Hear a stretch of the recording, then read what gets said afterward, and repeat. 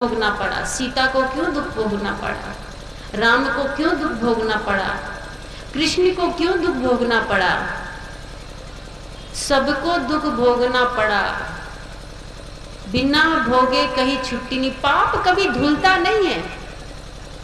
ऐसा होता तो बलात्कारी कितना पाप करता है, गंगा में जाता सब साफ हो जाता। व्यभिचारी, कसाई, चोर, डाकू, बदमाश सब गंगा में स्नान करता, सब स्वर्ग लोक चला जाता। पर ऐसा नहीं होता है। सबको अपने कर्मों का फल, चाहे गंगा में धुलिए शरीर को, चाहे चापाकल के जल से धुलिए, इस शरीर का चाम ही धुलेगा, पाप नहीं धुलने वाला। क्यों? क्योंकि ये शरीर में, तन में कहीं पाप चिपका नहीं हुए जो धुल जाए। जब गंगा में जाते तो रगड़ रगड़ के धुलते हैं, ऐसे धुलते हैं जैसे कि पाप हाथ पैर में चिपका हुआ हो। कहीं पाप चिपका नहीं होता। पाप कहाँ होता है? मन के मध्य में जो विकार है, गलत विचार है, वही पाप है। इसलिए संत कहते हैं कि तीर्थ वही जो कि पाप से तारक, पाप वही मन मध्य विकारा, सो सत संगत तीर्थ सत्य है, दुर्गुण नासत लागे न बारा। संत कहते तीर्थ किसे कहते हैं? रामचरितमानस में कहा गया है, जहाँ राम तहाँ अवध निवासु, और जहाँ संत वहाँ तीर्थ वासु। जहाँ जिस स्थान में संत निवास करते हैं उसको तीर्थ कहते हैं। तीर्थ का मतलब होता तारने वाला। रामचरितमानस में कभी कहीं नहीं कहा गया कि गंगा तीर्थ है। संत समाज को चलता फिरता प्रयागराज कहा गया, तीर्थराज कहा गया। क्यों? कि जन्म जन्म के हमारे लगे हुए शरीर में पाप, काम, क्रोध, लोभ, मोह की मलिनता को संत सत्संग के ज्ञान के साबुन से रगड़ के साफ कर देते हैं। पता नहीं कितने जन्म के अंगुली माल करके पाप थे, रत्नाकर के पाप थे, तुलसीदास के पाप थे, लेकिन एक शब्द ज्ञान, गुरु ज्ञान का, सत्संग का पढ़ने से इतना बड़े बड़े संत बन गए, इतने बड़े महापुरुष बन गए। इसलिए सत्संग सबसे बड़ा तीर्थ होता है। तीर्थ वही जो कि पाप से तारक। कहते हैं कि सत्संग की गंगा में जो नित्य नहाता है, पापी से पापी भी पावन बन जाता है। नित्य नहाता है, ऐसे नहीं कि साल में एक बार सुन लिए, 2 घंटा जाके साल भर फिर नहीं सुनना है।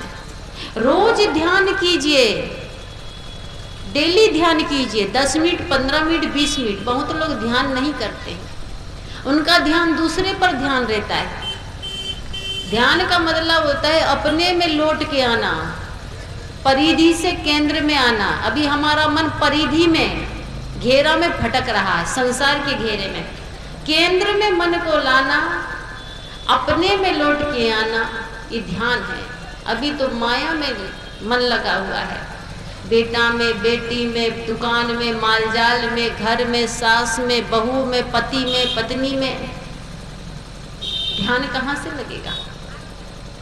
कुछ देर के लिए ही सही, इससे अलग होकर अपने मन को केंद्रित करने की कोशिश कीजिए।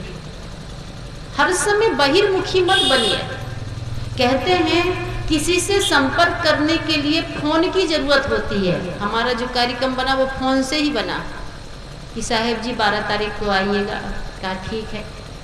किसी से बात करने के लिए, संपर्क करने के लिए फोन की जरूरत पड़ती है, और आत्मा में अपने स्वस्वरूप में लौटने के लिए मौन की जरूरत पड़ती है। सुबह का समय बड़ा ही सुंदर होता है। सुबह के समय मौन रहना चाहिए, और मौन रहकर ब्रश करके अपने दैनिक क्रिया से निवृत्त होकर ध्यान में बैठ जाना चाहिए। जितना देर हो सके, 10 मिनट, 15 मिनट, आधा घंटा, जितना आप कर सकते हैं, जितना समय हो। समय की कोई सीमा नहीं, अपने अपने ऊपर है कि आप कितना समय दे सकते हैं। सुबह रोज करना चाहिए, उससे पावर शक्ति बढ़ती है। साधना में बहुत ज्यादा सुबह का समय, ब्रह्म मुहूर्त का समय अगर आप ध्यान करते हैं तो बहुत ज्यादा लाभ होता है। एक लड़की है जिसका नाम है सुहानी। मोबाइल में सर्च कीजिएगा, नेट वाला मोबाइल ना आपके पास, सुहानी नाम की, वो सब कुछ जान जाती है। आप क्या सोच रहे हैं, आपका मोबाइल नंबर कितना, आपका एटीएम नंबर कितना है। जैसे बागेश्वर धाम है ना, धीरेन्द्र शास्त्री नाम सुने होंगे, मोबाइल में आता है, वो सब बता देता है, आप कौन गांव से आए, आपके कितने भाई बहन, देखा होगा टीवी में। ऐसे ही वो सुहानी नाम की है, मोबाइल में सर्च करेंगे तो उसका पूरा निकल जाएगा, सब कुछ जान जाती। जब उनको मीडिया वाले, पत्रकार वाले पूछे कि आप कैसे जान जाती हैं ये सब, लेकिन उसने कहा कि मैं साधु बन के जनता को लूटने का काम नहीं करूंगी जैसे धीरेन्द्र शास्त्री कर रहा है। ये कला है, ये विद्या है, और इसको विद्या को प्राप्त करने के लिए मैंने हिमालय में 10 साल मौन साधना किया। हम जो बोलते हैं ना, इससे बहुत एनर्जी खराब होती है, ऊर्जा, शक्ति। अब बोलने से बहुत झगड़ा भी होता है, बोलने से बहुत बातें भी होती है, बोलना उतना ही चाहिए जितना काम का हो। एक बार कबीर साहब से किसी ने पूछा कि बाबा हमको कैसे, कब, कितना और कहाँ पर क्या बोलना चाहिए, थोड़ा सा बताइए। तो कबीर साहब ने कहा, बोलना का सो बोलिए रे भाई, बोलत ही सब तत्व नसाई, बोलत बोलत बाड़ू विकारा, सो बोलिए जो पड़े विचारा, मिलही संत बचन दुई कहिए, मिलही असंत मौन होए रहिए, पंडित सो बोलिए हितकारी, मूर्ख सो रहिए जगमारी, कहें कबीर अर्ध घट डोले, पूरा होए विचार ले बोले। कबीर साहब ने कहा कि बोलना का सो बोलिए रे भाई, बोलत ही सब तत्व नसाई। अधिक बोलोगे तो जरूर झूठ बोलोगे, बहुत अधिक किसी के साथ गपशप कर रहे हैं तो कुछ झूठ भी बोलोगे, कुछ चुगली भी बुला जाएगी, किसी की बुराई। जब 2 आदमी बोलेगा, तीसरी की चर्चा करेगा ही। बोलत बोलत बाड़ू बिकारा, ज्यादा बोलने से वाणी में विकार उत्पन्न होता है। सो बोलिए जो पड़े विचारा, विचार विचार के बोलिए कि क्या बोलना जरूरी, नहीं बोलना, क्योंकि बोलने से भी सम्मान मिलता है और बोलने से अपमान मिलता है। इसलिए रहीम जी ने बड़ा सुंदर कहा है कि रहीमन जिभ्या बाबरी कह गई बचन रसाल, आपहु तो भीतर रहे जूती खाए कपाल। एक लड़की है जो बोलने का 40 लाख रुपया लेती है। अब आप लोग बोलेंगे बोलते तो हम लोग भी हैं लेकिन कोई पैसा देता नहीं है, बोलते तो आप लोग भी हैं लेकिन कोई आपको पैसा देता है? कोई आपको पैसा देता है बोलने का? और तो और अपने घर में अगर पोता पोती कहेंगे दादी चुप रहो ना, बस करो ना, चुप करा देंगे हैं, और वो 40 लाख लेती है। आप बोलेंगे कि कैसे बोलती होगी, आप ही जैसे बोलती, हम जैसे बोलती, लेकिन 40 लाख लेती है। नाम बता दें उसका, जान गए? क्या नाम बताइए जरा। 40 लाख केवल बोलने का, करती कुछ नहीं, खाली मंच में जैसे हम बोल रहे वैसे वो भी बोलती। नाम उसका जया किशोरी जी है। एक भागवत का 40 लाख लेती। क्या करती वो मंच में? खाली बोलती ही तो है ना। शब्द की कीमत समझिए कितनी होती है। कौन से शब्द बोलती है, कितना पैसा पब्लिक देती है, तब भी पसंद करते। ऐसे शब्द बोलिए कि आपकी बहू को पसंद आए आपके शब्द। ऐसे शब्द बोलिए कि आपकी सास को पसंद आए। ऐसे शब्द बोलिए कि आपके पति को पसंद आए, और ऐसे शब्द बोलिए कि आपकी पत्नी को पसंद आए। आपकी पत्नी ये ना कहे कि चुप रहिए जी, आपकी पत्नी को लगे कि पति थोड़ा और बोलते तो और कान लगा के सुनते। ऐसी कोयल जैसी आवाज होना चाहिए। ऐसा बोलिए कि आपका पति सोचे कि कब मेरी पत्नी बोले तो मैं सुनूं। ये ना कहे कि चुप करो, बस करो, बंद करो, मुंह बंद करो। ये मुंह बंद करने की बात करें, इसका मतलब आप ठीक से नहीं बोल रहे। बहुत महिला होती साल भर पति से खूब झगड़ेगी, साड़ी के लिए, दुरानी को लेके, जिठानी को लेके, सास को लेके, ननन को लेके, भाभी को लेके, और साल में एक बार बढ़िया से चलनी में मुंह देखेगी छत में जाके कि हमारे पति का लंबी उम्र हो जाए। और साल भर बोल बोल के उसका बीपी और शुगर हाई कर देती। बोल बोल के बीपी और शुगर दोनों हाई। और साल में एक बार वो करवा चौथ आता है तो चलनी लेके वो 20 टका की चलनी 50 टका में बिक जाती। हाँ, 50 टका की चलनी लेके दिन भर व्रत करेंगी, पानी भी नहीं पिएंगे, बाकी दिन भलाई गाली देंगी कि कौन कर्म किए थे, किस्मत फूटे थे तुम्हारे साथ शादी किए, हमारे तो नसीब खराब थे, माँ बाप ने कर दिए, हम थोड़ी करते। पहले के जमाना में देखा देखी नहीं होते तो माँ बाप जिसके साथ कर दे होगी। आज के जमाने में तो बातचीत होती लड़का लड़की की, लड़की को पसंद है, लड़का को पसंद तो ओके, नहीं तो कैंसिल। साल भर कोसेंगी कि हमारे तो किस्मत फूटे, इस घर में शादी हुई, और साल में एक बार बड़े पतिव्रता बन जाएंगे, व्रत रखेंगे, कहेंगे बिल्कुल पानी भी नहीं पिए हैं आज। अब बाकी दिन पति को प्यार से पानी भी नहीं पिलाएंगे। एक दिन व्रत आप कीजिएगा, बाकी दिन 11 महीना 29 दिन पति को व्रत करवाएगा। एक महिला कह रही थी कोई फायदा हो ना हो, पति की आयु लंबी हो ना हो, पर एक गो साड़ी तो बढ़िया मिल जाती है। हाँ, साड़ी तो मिल जाती है, तो साड़ी के लिए व्रत मत कीजिए। किसी महिला में, किसी व्रत में वो शक्ति नहीं कि पति के भाग्य को बदल दे। पति अपना भाग्य लेके आया, कितने दिन, कितने घंटा, कितने सेकंड जीना है, सेकंड भी हो उसके भाग्य में। आप एक सेकंड भी व्रत से, पूजा से, चढ़ावा से अपने पति की आयु बढ़ा नहीं सकते। पति अपने भाग्य, अपना नसीब, अपना प्रारब्ध स्वयं लेके आया।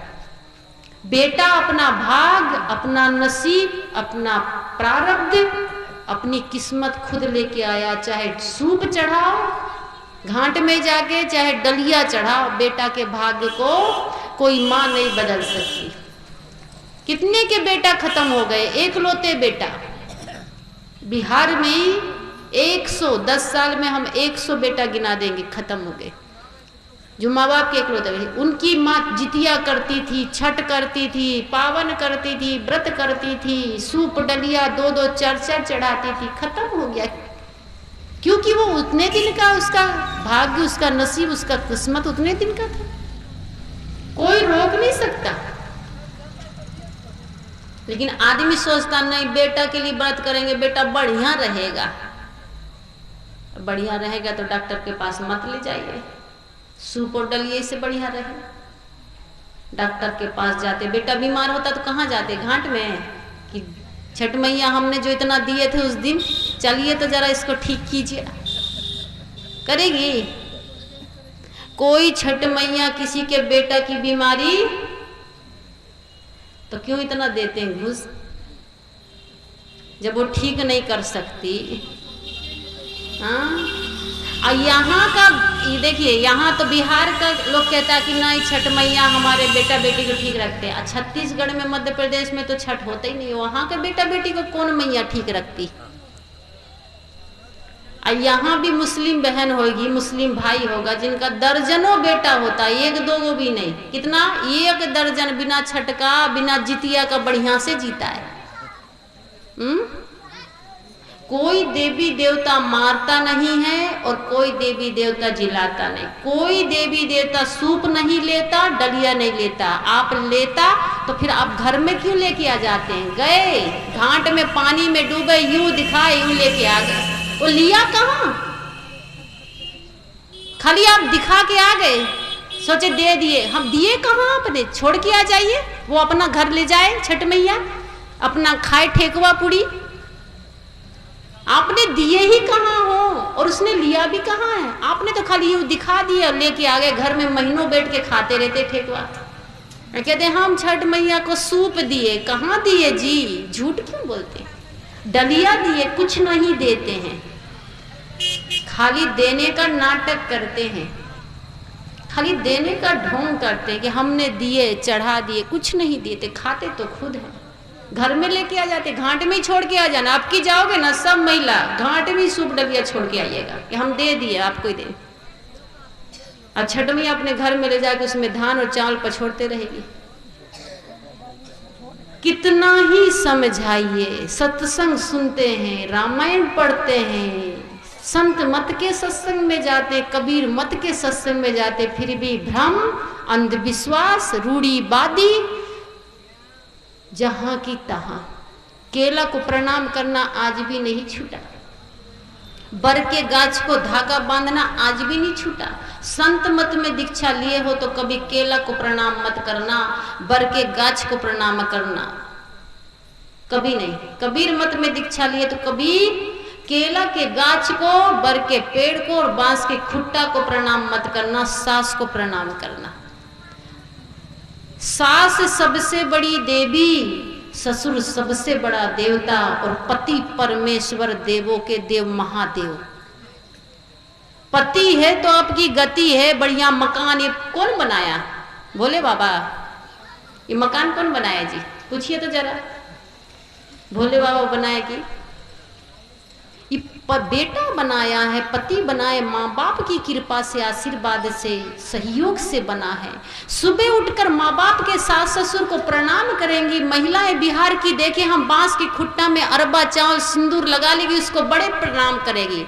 बांस से ही बेटा प्राप्त हुआ है, बांस से ही पति मिला है कि अरे जिस सास ने 9 महीना पेट में रखा, 4 साल टट्टी पेशाब धोई, उसको कभी प्रणाम नहीं करेंगे। वो एक गो बांस काट के लाए, अरबा चावल और सिंदूर पोते, उसको पेड़ पे गोड़ लगते।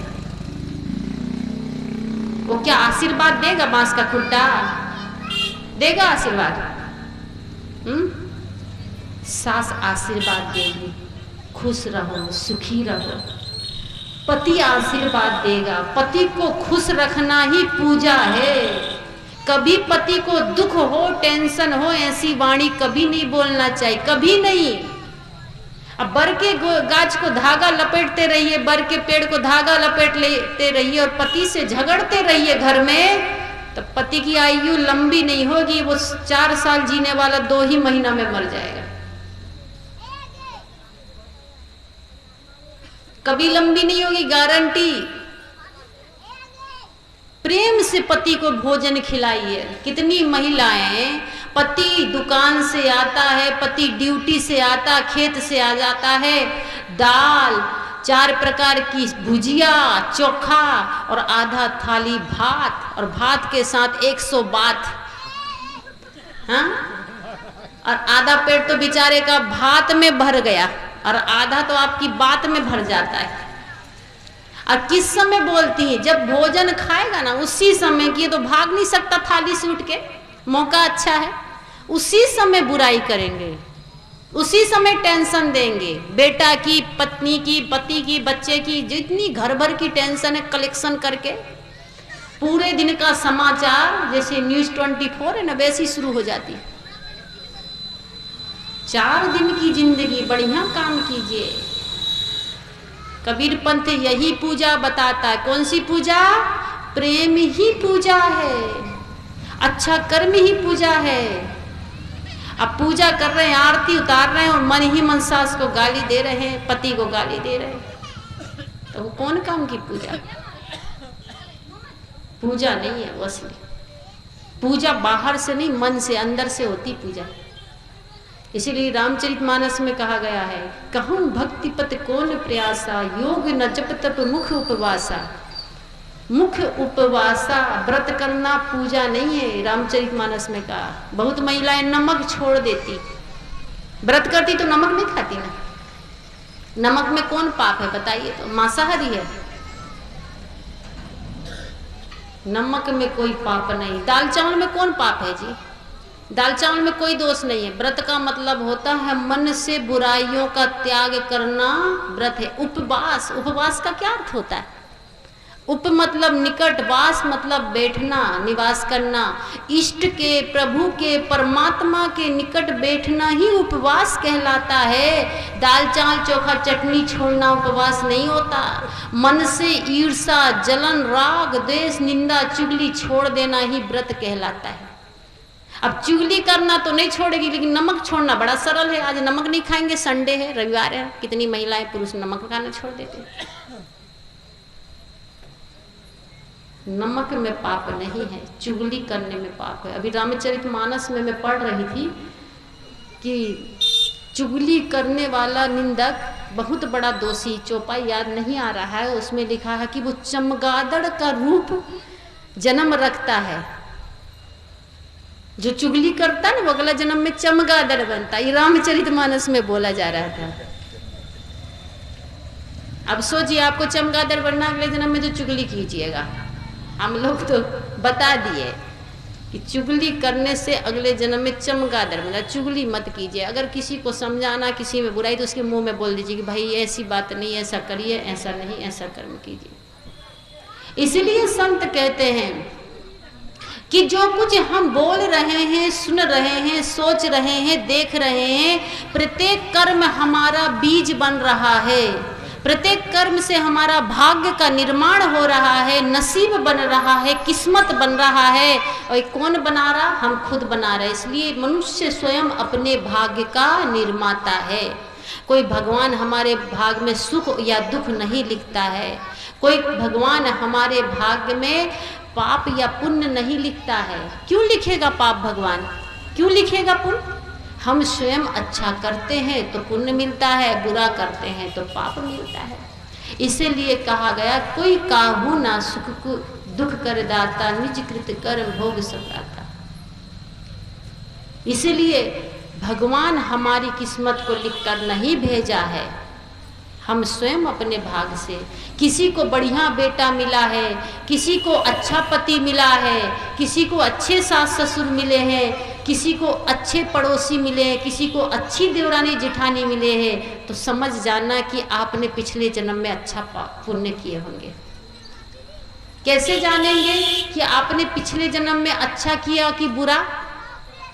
अगर आज आप सुखी हैं, आज आपको सब अच्छा मिला, तो सोचिए पिछले जन्म में आपने अच्छा किया। आज दुख पर दुख है आपका जीवन में, मुसीबत में मुसीबत है, टेंशन डिप्रेशन में जीवन जी रहे हैं, तो आपका वर्तमान और पिछला जन्म दोनों खराब। और पिछले और वर्तमान के जन्म से आज वर्तमान अगला जन्म भी आपका खराब हो रहा है। इसलिए वर्तमान समय को आप लोग अच्छा बनाइए। कबीर साहब ने कहा है, वर्तमान को बरतो भाई, भूत भविष्य सब देव बहाई। जो बीत गया सो मुर्दा है, आने वाला सपना है, जिसमें बंधन काटे वर्तमान समय ही अपना है। जो बीत गया तो उसको तो जाने दीजिए, आने वाला पता नहीं जिएंगे कि नहीं जिएंगे। आज अपने पास अच्छा, आज के दिन को हम सुबह उठिए तो संकल्प लीजिए मन ही मन कि आज के दिन में चुगली नहीं करूंगी, आज के दिन में लोभ नहीं करूंगी, आज के दिन में किसी को गाली नहीं दूंगी, आज का दिन में बढ़िया से बिताऊंगी। हर दिन संकल्प के साथ अच्छा दिन बिताइए। मनुष्य जीवन बड़े सौभाग्य से मिलता है। रामचरितमानस में कहा गया, बड़े भाग्य मानुष तन पावा, सुर दुर्लभ सदग्रंथि गावा, साधन धाम मोक्ष कर द्वारा, पाए न जी परलोक सवारा। सदगुरु कबीर साहब भी कहते हैं, मानुष तन अनमोल है, धोखे में मत खो, अब चूके पछताओगे, तीन खानी दुख रो। अगर हम इस मानुष तन में अच्छा काम करने से, सत्संग भजन भक्ति ध्यान साधना करने से चूक गए, यही बाहर आडंबर में भटकते रहे, पीपल में नीम में बांस में भटकते रहे और ध्यान साधना नहीं किए, तब क्या होगा? फिर 84 में जानना पड़ेगा। पीपल की गाछ जो पूजेगा, पानी पत्थर जो पूजेगा, केला का गाछ जो पूजेगा, वो 84 जाएगा। इसलिए गुरु महाराज ने कहाँ कहे हैं भटकने के लिए? गुरु महाराज ने कहे कि अंदर में निज तन में खोजे साजन, बाहर न खोजना। पर गुरु महाराज की बात कौन मानता है? कबीर साहब की बात कौन मानता है? जो मन में आता आदमी को वही मानते रहता है, वही करते रहता है। बोलिए सदगुरु देव की, सदगुरु कबीर साहिब की, संत समाज की, भक्त समाज की।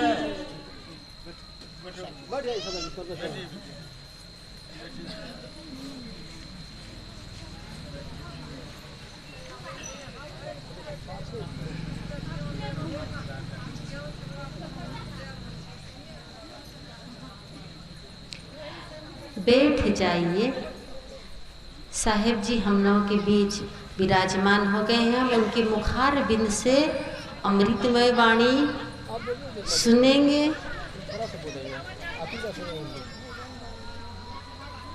आप लोगों के बीच मैंने निवेदन किए कि हम दीक्षा ले लिए हैं, पर शिक्षा आज भी किसी भी मत और पंथ का।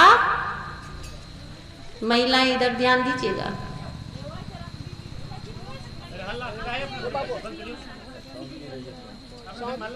शांत रहिए, सुनिए। हम क्या बोल रहे हैं कि महिलाएं दीक्षा ले ली, पर शिक्षा आज भी किसी भी मत की, चाहे संत मत हो चाहे कबीर मत हो, किसी भी मत की शिक्षा नहीं ली है। दीक्षा तो ले ली है गुरु महाराज से, सदगुरु देव से, कबीर मत में कंठी पहन लिए हैं, नामदान ले लिए हैं, लेकिन शिक्षा वो मन मत में चल रहे हैं, देख के समाज का जैसे जैसे अपनी मर्जी से। आज भी इतनी बैठी हुई सत्संगी महिला, जरा हाथ उठा के बताइए कौन अपनी सास को प्रणाम करते? अपनी सास को प्रणाम करने वाली माताएं। अच्छा, अपने पति को प्रणाम करने वाली है कोई महिला? रोज पति को प्रणाम करती हैं? उठाना चाहिए हाथ जो करते हैं। रोज सत्संग सुनते हैं कि प्रातः काल उठऊ रघुनाथा, मात पिता गुरु नावहि माता, भगवान राम उठकर प्रणाम करते थे। मातृदेव भव, पितृदेव भव, आचार्य देव, रोज सत्संग सुनते हैं, पर लाज लगती है। पति को प्रणाम करने में क्या लगती है? लाज, लज्जा आती, शर्म लगती है। अकेला के गाछ को प्रणाम करने में शर्म नहीं आती है। बांस की खुट्टा को प्रणाम करने में शर्म, और शिवलिंगी में जाल ढारने में शर्म। क्या मिलेगा शिवलिंगी से? बेटा बेटी, मकान दुकान, कुछ नहीं मिलेगा। पति 1 रुपया ना दे तो आपको माथे की बिंदी भी नहीं मिलेगी, नहीं तो मांग के देख लीजिएगा, दूसरे दिन आके बताइएगा कि हमको पति नहीं, शिव सो भोले बाबा ही माथे की बिंदी दिया है। ये चूड़ी, ये माथे की बिंदी, ये साड़ी, ये पति की कमाई से आपके शरीर में सुशोभित हो रहा है। ये पति ही परमेश्वर, ही रामचरितमानस में कहा गया है, मैं नहीं कह रही। और कब कहा गया बताओ? जब सीता की विदा होती है तो सीता की माँ सुनैना जी अपनी बेटी को कह रहे कि बेटी सुनो, सास ससुर को देवी देवता और पति को परमेश्वर मानना। पर आप किसको परमेश्वर मानते? वो 10 टका 20 टके का मिट्टी का, पत्थर का, सीमेंट का शिवलिंगी लाते, शिवलिंगी, और उसको क्या मानते? परमेश्वर।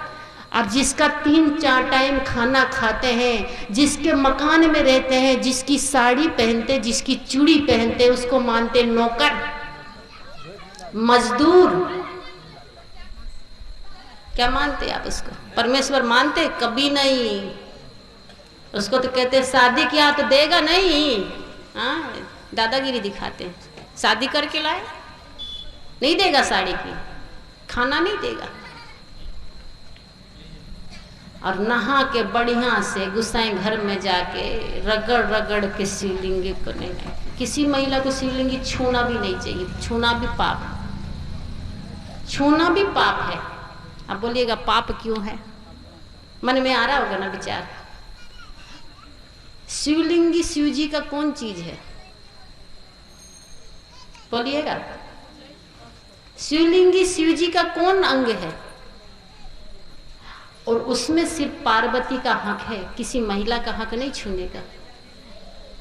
अगर पार्वती जिंदा होती तो सब महिला की इतनी पिटाई करती। ये खाली हमारे पति का लिंग मिला था छूने को। अरे अपने पति की सेवा कीजिए तो सब चीज मिलेगा। हमारा पति सारी महिला का ठेका लिया कि सब कुछ आपको देगा। एक बार ब्रह्मा जी ने एक आदमी से पूछा कि तुमको मनमांचित फल देना चाहते हम। ब्रह्मा जी ने आदमी से पूछा कि तुम्हारी जो मर्जी, क्या बनना चाहोगे आप? एक आदमी से बोला कि जो बनना चाहोगे, हाथी बनना चाहो, पुरुष बनना चाहो, महिला बनना चाहो, जो बनना चाहो बन जाओ, तुमको अपनी मर्जी से वर देते हैं। उस आदमी ने कहा मुझे पुरुष मत बनाइए। कहा क्यों, कोई दिक्कत ही? कहा मुझे बर का गाछ बना दीजिए, बर का पेड़ ब्रह्मा ने कहा इतना 84 लाख योनि है, 84 लाख योनि में आपको कोई शरीर कोई तन पसंद नहीं आया जो बर का गाछ पन्ना पसंद करते हो? क्या बोले ब्रह्मा जी कि 84 लाख में इतना देह है, 84 लाख देह है, 4 राशि है, मनुष्य पशु अंडज उष्मा, इनमें से तुमको कोई देह पसंद नहीं आया बनने को, तुम क्या बनना चाहते? बर का गाछ, बर का पेड़ क्यों बनना चाहते हो? आदमी बड़ा बुद्धिमान होता है। उस आदमी ने उत्तर दिया कि ब्रह्मा जी सुनिए, अगर मैं पुरुष बनूंगा तो एक पत्नी का पति बनूंगा। पुरुष अगर जन्म दिया आपने मुझे तो एक पत्नी का पति बनूंगा, और बर का गाछ बना दीजिएगा तो सारी गांव भर की पत्नी का पति। बर के गाछ कोई ना वो धागा लपेट के बढ़िया मालिश करती है, गले लगती है, का बर का गाछ बना दीजिए सारी गांव की पत्नी का पति सारा मुझे ही पूजा करेगी। हम अपना पति को छोड़ के बर के गाछ को पति मानते हैं। दिमाग घुटने में है, दिमाग सही स्थान में स्थित नहीं है। जिस दिन दिमाग सही स्थान में आ जाएगा उस दिन पति को ही बर पूजा के दिन पूजा कीजिएगा, बर के गाछ को धागा नहीं बांधिएगा,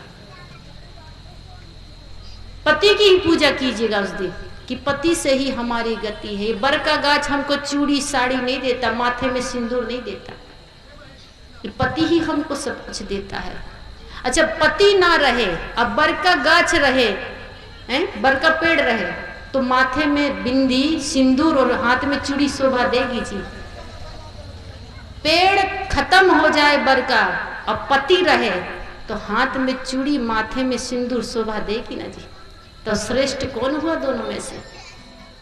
पति हुआ ना। पति के साथ सुंदर व्यवहार कीजिए, सास ससुर का सम्मान कीजिए, सेवा कीजिए। एक घटना बताती हूँ कि एक महिला रोते रोते आई, कहा कि मेरी बहू 5-6 साल हुआ शादी के बेटा के, बहू खाना नहीं देती समय में, जब मर्जी है तब, शुगर की बीमारी डायबिटीज है, सुबह गोली खाना पड़ता। एक दिन में बोली बहू से कि 2 रोटी 8 बजे बना के दे दिया करो, गोली खाना होगा। पति बहू जोर से चिल्लाई और बहू के साथ बेटा भी डांटने लगा कि माँ जब खाना बनेगा तब खाना, तुम्हारे लिए पत्नी मेरी रोटी बना के नहीं देगी, जब सबके लिए बनेगा तब खाना।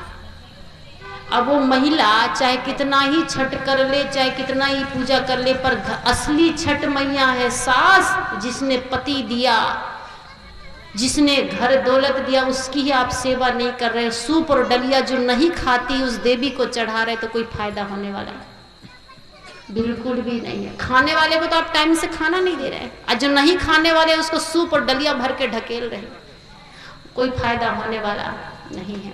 इसलिए कबीर पंथ हो, चाहे संत मत हो, चाहे कोई भी मत हो, रामचरितमानस हो, चाहे गीता हो, चाहे भागवत, सभी यही कहता है कि पति परमेश्वर होते हैं और मातृदेव भव, पितृदेव भव, आचार्य देव भव, सास ससुर देवी और देवता होते हैं। अच्छा व्यवहार कीजिए, घर में ही देवी देवता है, बाहर भटकने की जरूरत नहीं है।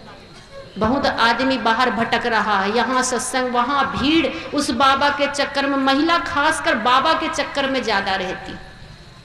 अभी हाथरस में घटना घटी, 100-150 आदमी मर गया, सब महिला थी उसमें मरने वाले में ज्यादा। महिला जहाँ जाती बाबा के चक्कर, फलाना बाबा पानी पढ़ के दे रहा है, मंत्र पढ़ दे, बस लग गई। फिर दुनिया में कुछ नहीं होगा, पति कमाएगा तभी खाना मिलेगा। किसी के बाबा के मंत्र से अगर सब कुछ मिल जाता तो बाबा अपना कुछ खरीद के गाड़ी बंगला बना लेता। वो भक्तों के दान से क्यों गाड़ी बंगला खरीदता है? जो आप दान देते उसी की गाड़ी से घूमते बाबा सब, अपने मंत्र से नहीं गाड़ी बना लेता, आपके दान से जीवन चलता है। इसलिए कहीं भटकना नहीं है, अपने घट में ही राम है, अपने घट में ही ईश्वर है, अपने घट में ही परमात्मा है, अपने घर में ही देवी देवता है। सत्संग सुनिए, जहाँ होता है जाइए, लेकिन अधिक भीड़ भड़का वाली जगह में मत जाइए। बहुत लोग भीड़ भड़का में दब के, उस दिन हाथरस की घटना देख रहे तो मर गए समाचार में, क्या फायदा। और बाबा फरार हो गया फॉर्च्यूनर गाड़ी लेके, पता ही नहीं बाबा का, भाग गया। 150 महिला मर गई। इसलिए शांति से बैठिए, ध्यान साधना कीजिए, अंधविश्वास, रूढ़िवादी, पाखंड, आडंबर को त्यागिए, अच्छा कर्म कीजिए, कर्म ही पूजा है। सबके साथ सुंदर व्यवहार कीजिए, सत्संग सुनिए, दान पुण्य कीजिए, सेवा कीजिए। अगर घर में बूढ़े सास ससुर हैं तो प्रेम से सेवा कीजिए। तो आप लोगों के बीच मैंने कुछ निवेदन किए। अब मैं अपनी वाणी को यहीं पर विराम देती हूँ। आप लोगों को अच्छा लगा हो तो जीवन में उतारने का प्रयास कीजिएगा, और अगर गलत लगा हो, मेरी वाणी से अगर बुरा भी लग गया होगा, कुछ ज़्यादा ही बोल जाती हूँ अपना समझ के, क्योंकि ये आलमनगर क्षेत्र अपना ही है। लगभग 10 बार तो यहाँ प्रोग्राम हो गया, भटूरिया में तो बहुत बार। तो अपनापन लगता है, आप सब मेरे अपने हैं। मैं चाहती हूँ कि किसी न किसी माध्यम से आप इस बुराइयों से ऊपर उठो, अच्छाइयों की ओर बढ़े। सब संत महापुरुष यही बोलते हैं, जितने महात्मा, जितने संत यही समझाते हैं। गीता, बाइबिल, रामायण, कुरान, भागवत यही समझाते हैं कि मातृदेव भव, पितृदेव भव। पर हम सबको छोड़ के पानी में, पत्थर में भटकते रहते हैं कि यहाँ देवता होगा, वहाँ देवता होगा। अरे जो देता वो देवता कौन दे रहा आपको? समझ जाइए, जो दे रहा वही देवता है। तो कुछ बुरा लग गया होगा तो हाथ जोड़कर माफ़ी है, माफ़ कर दीजिएगा बच्ची समझकर। अच्छा लगा हो तो जीवन उतारने का प्रयास कीजिएगा। हमारे राजेश भाई जी को बहुत बहुत धन्यवाद है, साधुवाद है कि उन्होंने इतना बड़ा ज्ञान यज्ञ रखा। इसी तरह हर साल उनके जीवन में सत्संग का समागम होते रहे, उनके घर में संतों का प्रादुर्भाव होते जाए। बहुत बहुत धन्यवाद देते हुए मैं अपनी वाणी